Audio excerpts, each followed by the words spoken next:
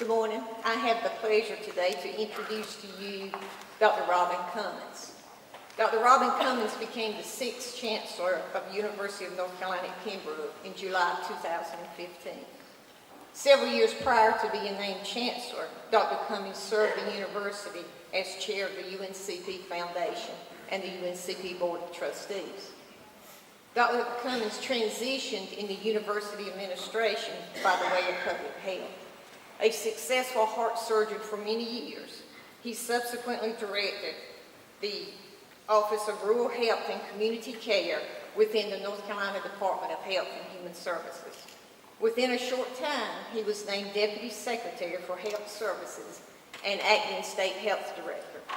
He eventually took on the additional role of overseeing Medicaid delivery for the state with the responsibility of the health of 1.8 million North Carolinians and a budget of $14 billion. A native of Pembroke and a member of the Lumbee tribe. He studied at the University of North Carolina at Chapel Hill and studied medicine at Duke University. An active servant of the community, he has worked to improve the lives of American Indians in rural communities. His honors include the John L. Sanders Student Advocate Award from the UNC Association of Student Governments, the Presidential Award from the North Carolina Academy of Family Physicians, and the Visionary Award from North Carolina Prevent Blindness. Chancellor Cummins is married to Rebecca Godwin Cummins. They have 4 children and 3 grandchildren. Join me in welcoming Chancellor Cummins to the campus of Richmond.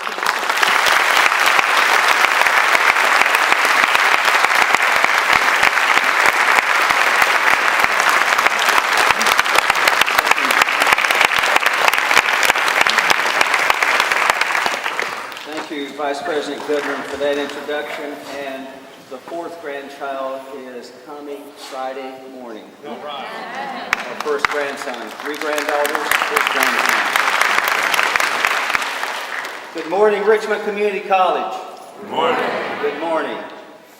Brett, I should sit down right now and just simply say, students, if you want to see what I'm about to tell you over the next few minutes, this man personifies education, add hard work and perseverance and vision, and the world, your future is unlimited.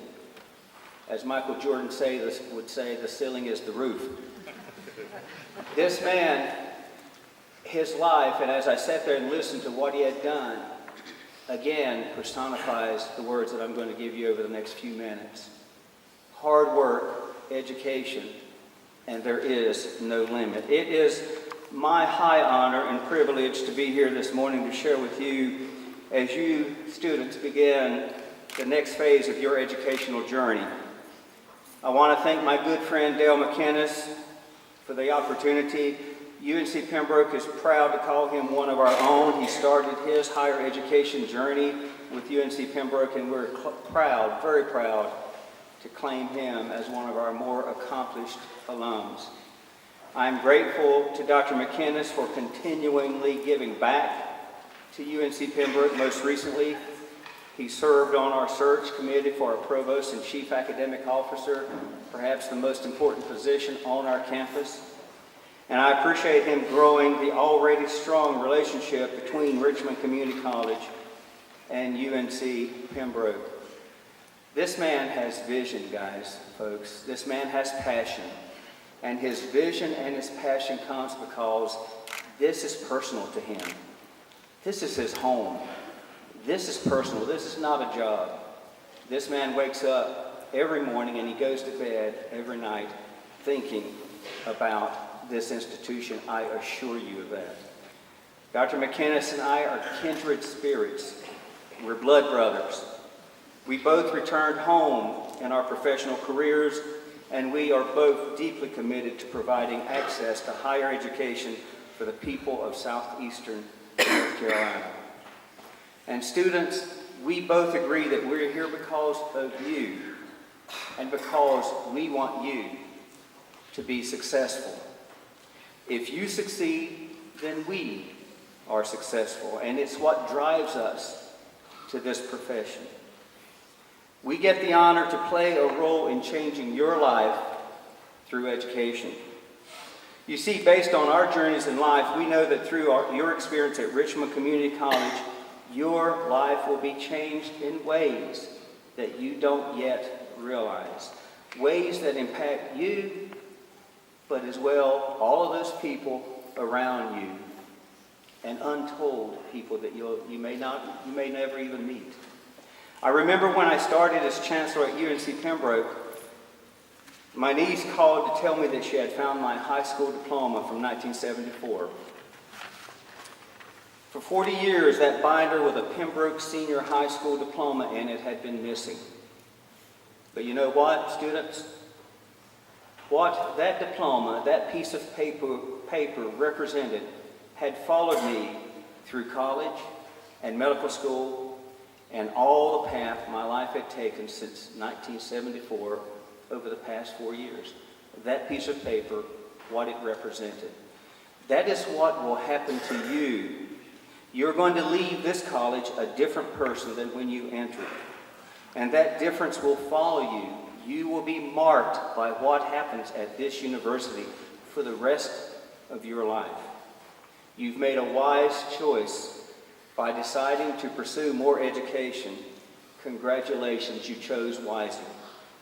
My own life has been profoundly changed by education, and if you will indulge me for just a few minutes, I want to share my personal story, and I hope that you may find it helpful as you continue on your journey and set out into your world.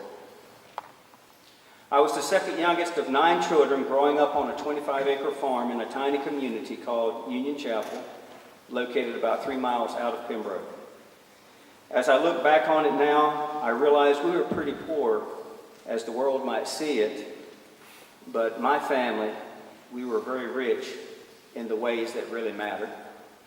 My father was a Methodist minister, so we were guided by faith, and all 9 children had a role on that 25-acre farm. So we knew about hard work, and I'm talking hard work. Dad would preach on Sundays, and we farmed during the week. We grew tobacco, corn, cotton, soybeans. I bet some of you may relate. Maybe you've gone by those fields and looked over there and saw that. I remember the time my wife was asking my son, do you know what this cotton in the field means? He said, oh yeah, that's where cotton candy comes from. My dad would turn over in his grave. And cucumbers, let me tell you, if you want to work hard, go pick some cucumbers. I have the utmost respect for farmers, and I wouldn't trade that experience for anything, but I realized early on that farming was not my path. So starting in high school, I was drawn to medicine. I wanted to be a pediatrician. With scholarships and loans like many of you, and thanks to support from my parents and other money I pieced together, I was able to attend Duke University Medical Center School. I continued my education with a residency in general surgery and a fellowship in cardiac surgery at Duke. And then finally, after 22 years of education at the age of 35, with a wife and 2 children, I got my first job.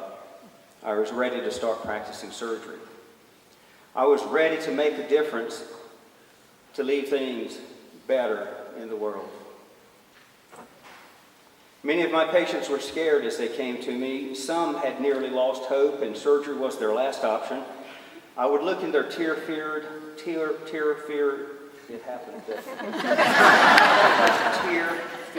eyes of their family members who entrusted me with the life of their husband, their wife, their father, their mother.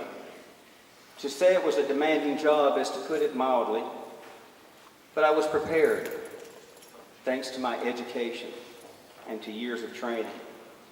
And following my patient's surgery and recovery, they were always eternally grateful. Even today, I'll be out in a restaurant or shopping in a store, and one of my patients will approach me unbuttoning their shirt. This used to catch me off guard, and I didn't know, especially with the ladies, I didn't know exactly what was about to happen. But this would happen over and over again. They wanted to show me the scar on their chest and to hug my neck and to say things like, you operated on me 20 years ago, you saved my life, thank you. Over a span of 2 decades, I operated on more than 3,000 patients, held 3,000 hearts in my hand. Students, that is the power and the potential of education, to take a little boy from a farm in rural North Carolina to an operating room and hold the human heart in his hand. It was so rewarding. It was everything that I hoped it would be. Then one night in 2004, I was making rounds at the hospital, and I mentioned to a colleague that I was having some trouble hearing in my left ear. He's an ear, nose, and throat surgeon. He asked me a few questions, and within about an hour, I was getting an MRI. My life changed that night. The MRI revealed a 2-centimeter tumor where the brainstem meets the brain. Thankfully, it was a benign tumor. Most brain tumors are not. Surgery a few weeks later successfully removed that tumor. But in terms of my operation as a heart surgeon, the tumor could not have been located in a worse place. It was precisely where it needed to be located to affect my career. I remember after the tumor was removed, I tried to hold a surgical instrument just like I'd done every day for many years, but the surgery had changed my fine motor skills. I couldn't hold the instrument in such a way to allow me to continue to operate with the precision heart surgery requires. I put that instrument down and I never picked up another one since. On that day, I not only lost my livelihood, I lost my identity, or at least I thought that. You see, because my profession had consumed nearly all my waking hours during my life, I didn't have much of a life outside the operating room, outside the hospital. And for about 6 months, I was really depressed, perhaps even clinically depressed. I remember sitting alone in the kitchen one day, questioning what had happened and why, and saying, I don't understand this. Why can't I operate? Why did this happen? God, why did you allow this to happen to me? Students, you're probably wondering right now, why is he telling us this depressing story? It's not because I want you to feel sorry for me, and it's not because my story is particularly unique. It's not because I'm the only person whose career was ended by a health issue or for some other reason. In recent decades, many people, many of your neighbors, some of your family members in Richmond and Scotland counties and across our region were handed a pink slip and said, your job is being shipped overseas. Like mine, their career vanished overnight. So why am I sharing my story? Because I was able to rebound, to start a new life, a new path in my life, thanks to education. And it wasn't necessarily because of the skills I learned in college or the knowledge I gained. Part of the value of your education is what you don't see in a course catalog or syllabus or on your transcript. An important part of what you gain through education, what you are gaining each and every day, thanking your faculty, is something called resiliency. Webster defines resiliency as an ability to recover from or adjust easily to misfortune or change. Someone says you're resilient. You have an ability to recover from or adjust easily to misfortune or change. I suspect that many of you are gold medalists already in resiliency. Think about this. So far, have you overcome any of the following obstacles on your journey as a student here at Richmond Community College? Have you had to work with work issues, money issues, challenged with family issues, computer issues, car issues, registering for the class that you need issue, finding the time to do your homework issues balancing your role as a student, a parent, a spouse, an employee? Students, if you can relate to any of those issues I just named, raise your hand. Just as I thought, you guys are a resilient bunch. In the face of obstacles and roadblocks, you persevere. And by continuing to persevere, you will be back here one day in a cap and a gown as a college student. Going back to that definition of resiliency, it is my sincere hope your future won't include profound misfortune. It's not what I would hope on any of you. but I can promise you that your future will involve change. And your future is destined for far greater change than mine and these folks up here on this stage. The future that you face now is far different in terms of change than it was when we were at your stage in life. It's predicted that in the next 30 years, artificial intelligence, that is computer systems able to perform tasks that normally require a human being, artificial intelligence will outpace human knowledge. Computing power is presently doubling every 2 years. Think about your iPhone. How often is a new iPhone coming out? It's doubling, and think of what the transformation in the iPhone over the last few years, the transformation it's undergone. Your world will be marked by robots performing many daily tasks, probably even picking cucumbers. Think about that little round robot that vacuums the floor that my wife is telling me we need one now. Okay, those robots will become more and more common. Driverless cars are less than 10 years away, and some would say less than 5 years away. Driverless cars. In fact, everyone who needs to know how to drive a car is alive today. Think about that. Fast food restaurants will be totally automated in the very near future. This is the world that you are entering as a college graduate. Many of you may work in jobs or in fields that don't even currently exist. In North Carolina, in just 3 years, more than half, 60% of all jobs will require some level of post-high school education. But you're preparing yourself. You will be ready to embrace change because you're resilient. You recover or adjust easily to change, and your education adds to that ability. As I said, you chose wisely when you decided to pursue this education. But is education all that there is when it comes to the ability to recover from change, to be resilient? Have you ever heard the word grit? I suspect you have. In the best-selling book by psychologist Angela Duckworth, she looks at something called grit. Dr. Duckworth has spent a career looking at what she calls, quote, the psychology of success. The psychology of success. What makes the successful succeed? She says it's because of grit. And grit is determined by a person's perseverance and by their passion. Her book describes how 1 in 5 cadets at the U.S. Military Academy at West Point drop out before graduation. Many of those dropouts leave in their very first summer during something that's called BEAST. It's an intensive 7-week training program. Many leave during those first 7 weeks. Now keep in mind, just getting admitted to West Point is no small feat. Applicants have to have the best test scores. They have to have outstanding high school grades, superlative marks in a fitness assessment. You even have to be nominated by a member of Congress or the Vice President of the United States. With such high admission standards, why do so many cadets drop out? 1 in 5. What separates those from those who go on to graduate? It's not their SAT score. It's not their high school rank. It's not leadership experience. It's not athletic ability.